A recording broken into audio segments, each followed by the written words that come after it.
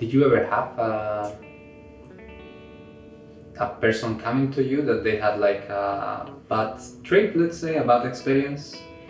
In my room, no. Never.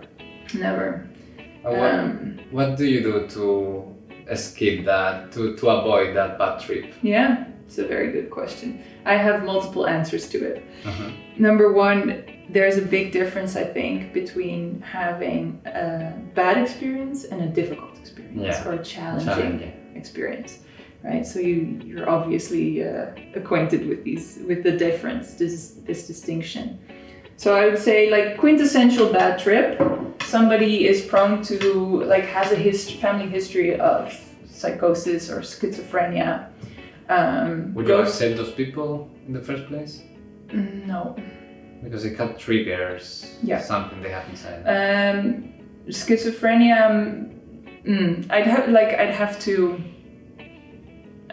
One of the people on the team now, we have a trained therapist on the team, which is going to be helpful. But that's very, very tricky territory. Mm-hmm. Very tricky territory. So please do not enter without very proper and maybe not at all preparation. And then they go to a festival with friends. It's nighttime. They lose their friends. They don't know where their tent is. They're taking all their substances. They take a lot. They didn't come on, so they took some more. And then all of a sudden they're in hell, right?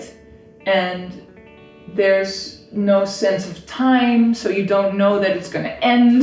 Yeah. And there's like, you just, and there's no container for it. There's nobody to tell you actually it's going to be okay, and just here, have some sugar, And so that can be, that can be very bad. Yeah.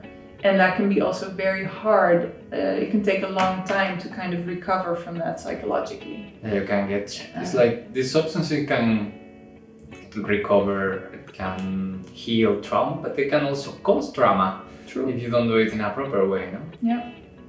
So your question was how to avoid that. So that's a bad trip.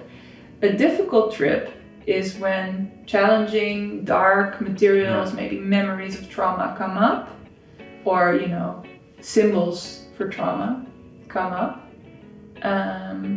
and you can relate with them, and you can maybe with the support of another person there go, actually, I don't want to run away from you. I want to meet you. I want to meet you head on and let me know what you have to tell me. Show me. And so that's a very different relationship, right? Of either going into it fully or relating to it instead of trying to get away from it, which is the main thing that people will try to do. Because there's a misconception that if it's dark, it's bad. Yeah.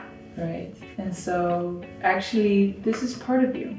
And let's see what's there. And so you can imagine maybe that if there's someone there that goes, yeah, you got this, just keep breathing. Ask it a question. See if you can bring some curiosity instead of just panic. Yeah. Right?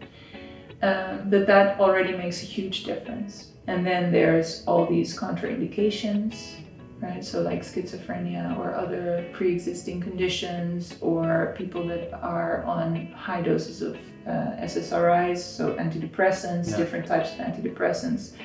There's a bunch of stuff, like if one of these factors apply, please don't do this. Yeah. So it's precautionary, and then dosage, purity, that kind of stuff. Intention, set and setting. That's one of the catchphrases that stuck from the 70s, set and setting.